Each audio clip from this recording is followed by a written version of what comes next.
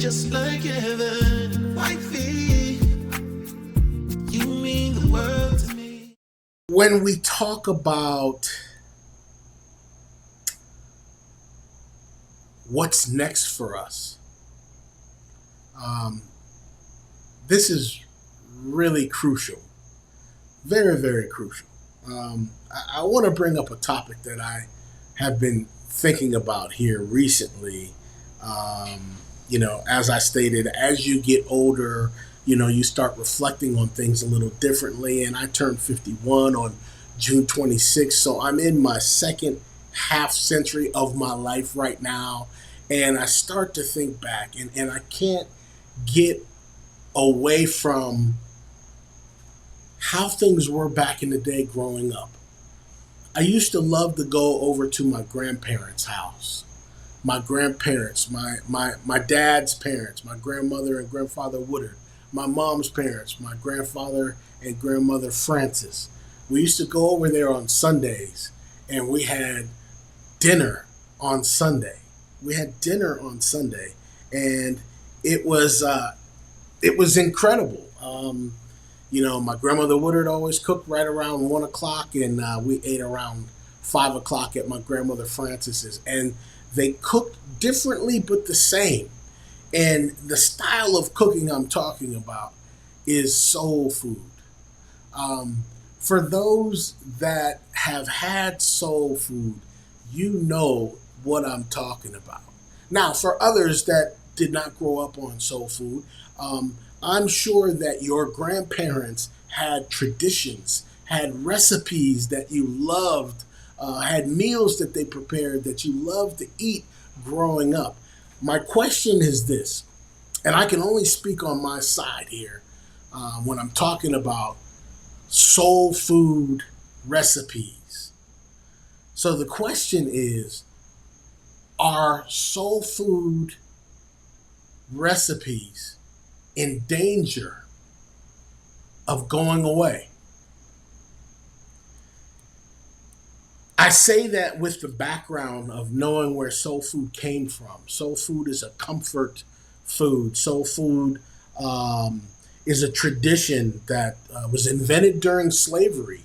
Um, Soul food was coined, the name soul food, back in the 1960s during the Civil War movement. Um, it was brought from West and Central Africa over to the United States, and the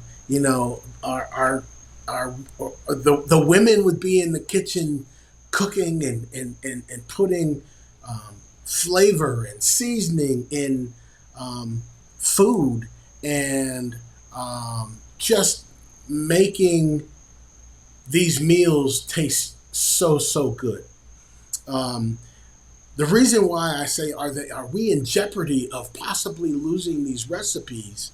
Um, and it's not necessarily losing the recipes, but losing the actual taste of these foods could possibly be in jeopardy. The legacy of this soul food could be in jeopardy. I say that because my grandparents, my grandmothers, let me just focus on the grandmamas out there, the big mamas out there. Man, I'm telling you, they could cook. Man, nobody could cook like my grandmothers. Both of them could throw down in the kitchen. Both of them can throw down in the kitchen. Was that passed on to the next generation? My mom can cook. My mom can cook. But nobody can cook like my grandmother. Nobody could cook like my grandmother. Did my mom pass that on to my sister? My sister can cook. And I'm talking about my sister Angie. Yes, Angie, I'm putting you on the spot, right? Then you got to compare. Is she as good as my grandmother? Is her soul food as good as my grandmother? Then I have my niece, Dominique. Did Angie teach her how to cook? Does Dominique know how to cook soul food? Is she going to pass on the tradition? The point I'm getting at is, do we lose something off of each generation when it comes down to soul food? I think we have in the black culture a duty to keep our soul food recipes alive. We have a duty to keep our soul food culture alive. One thing I had my grandmother do, my grandmother Woodard, before she passed away, and bless her soul, she passed away in 2004, which is, what is that, 21 years ago. 21 years ago. I used to go over to my grandparents' house all the time by myself. Coming from work, I'd stop in, hey, how you guys doing? How's everything going? And I would ask my grandfather to tell me a story about when he was younger. Why? Because I wanted to know more about myself. I wanted to know a little bit more about him. He told me a little bit more about him. He told me stories that he never even told my father, right? And I appreciated that because that let me know who I was and where we as a Woodard came from, right? But I would also talk to my grandmother, and my grandmother taught me how to make her famous baked mac and cheese. Baked mac and cheese, and I make it twice a year. I make it during Thanksgiving, and I make it for Christmas dinner as well. So you don't get too much practice at it because you're only making it twice a year. You could make it, obviously more than that, but it's a special meal that you make, and each time you make it, you get better and better and better.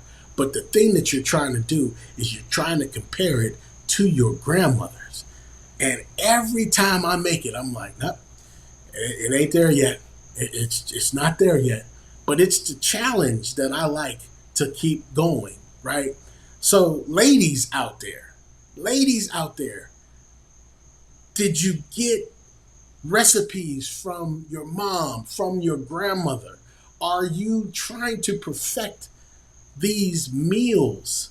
Are you cooking and trying to perfect these soul food meals so that you can pass on these meals so that the legacy of black culture continues? And I know there's German food and Italian food, and there's all types of different foods out there that we can pass on to the next generation. But is the next generation going to be as good as the prior generation? That is my concern. That is my question. I compare everyone to my grandparents, and I have not tasted a mac and cheese, baked mac and cheese like my grandmother's, either one of them yet. And so that is the challenge, is to try to continue to practice making these meals and making sure that these meals continue. I will make sure that I teach my three soldiers how to make baked mac and cheese so I can pass my grandparents' meal on. Not only that, of course, I make really good sweet potato harvest. Um, my turkeys are nice and juicy as well.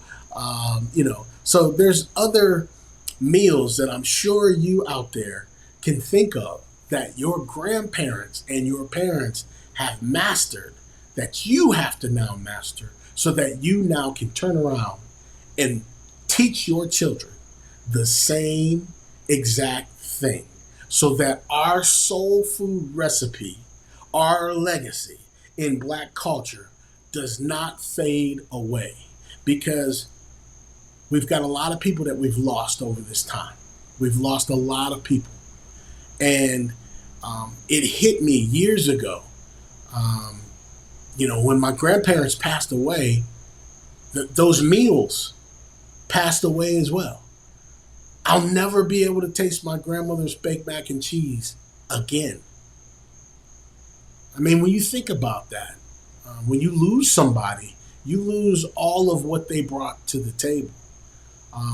It's not something that you're thinking about as you're grieving their loss, but when those holidays come up, you really miss them in a different standpoint, because there's some other things that really make you miss them. And I was sitting there today, and I don't know why I started thinking about soul food, but I was like, wow, I wonder if our soul food recipes and our black culture of this legacy can continue, and how well will it be?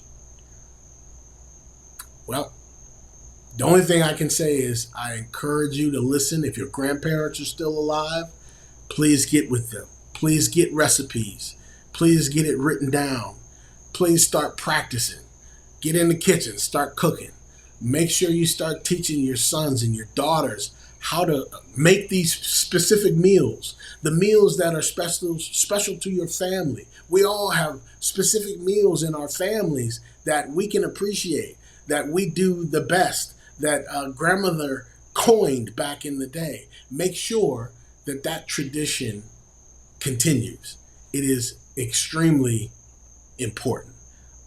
Why is it important? Because it goes back to Central and West Africa when soul food was very at its existence. Um, a lot of our ancestors went through a lot to make sure that soul food was something that we could enjoy, sit down as a family and eat together and unite people. And that is what black culture has done for me. I'm sure those that haven't had soul food and have Italian dishes and German dishes and Russian dishes, Mexican food, and I'm sure that you have your traditions as well, but you must think about what your ancestors went through in order to pass that down to you. Make it special. All right, that's what I got for this evening. I'm glad you joined me tonight. Episode 18 will be next week. We're moving this thing along. I don't know how many episodes I'm going to do, but if I have something to talk about, you know me, I'm going to go on here and we're going to discuss it. All right. So I really appreciate everyone listening to me tonight over in Facebook land and on YouTube. I appreciate you. Have a great night. Think about what I said. All right. I'm your host for this evening, Craig Woodard Sr. I'll see you next week.